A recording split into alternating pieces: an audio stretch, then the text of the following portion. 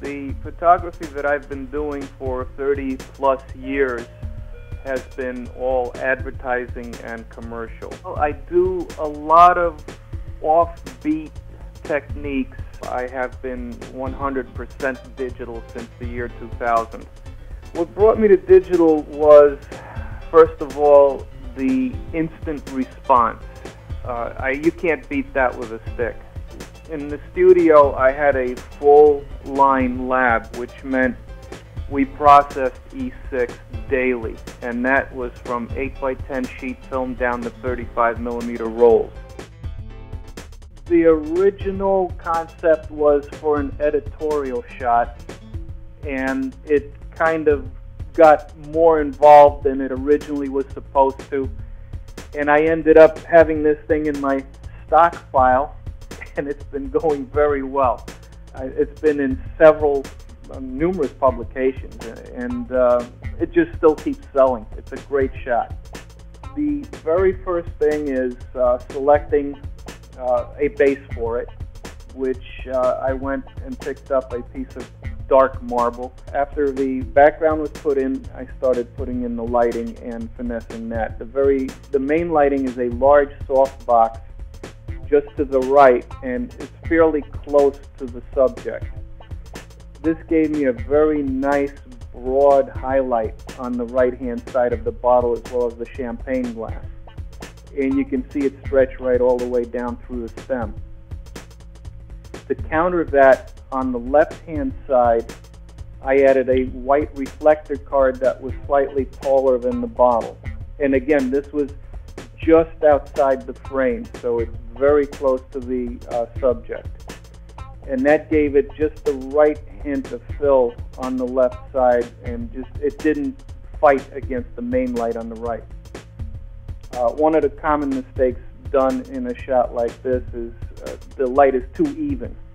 And here is where, again, a handheld meter comes in very handy, is by taking spot readings from the highlights on both sides, you can balance the distance of that fill card versus the distance of the main light from the subject to get the proper balance.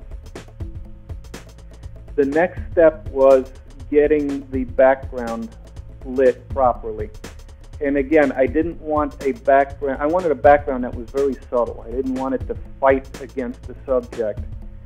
So using a gobo, which is basically a black card, I placed a light in back of the gobo aimed at the background, and by moving the gobo closer to the light or further from the light, I was able to make the edge transition, where the shadow and the light balance off. Instead of harsh, it's a very soft transition, which is what I was looking for. And by placing the card closer to the strobe head, I was able to make it a very soft transition. The background is red, and to make it even more intense, I added an amber gel, which is very warming, to the front of the flash unit that was lighting the background. And basically, once I arrived at the proper exposure, that was it. I was done. Well, I currently use the Sekonic L558R, and I use it because it gives me a very quick evaluation of my lighting setup. The meter is what I see my light with. Besides my eyes, it gives me a confirmation. It's easy to look at, say, a shot and say, well, this looks great, but that's not necessarily how film or your digital sensor will see it.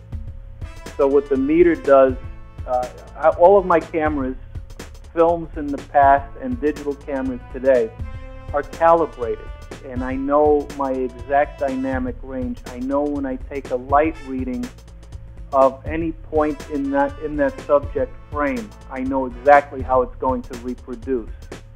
And the only thing that can tell me that is the light meter.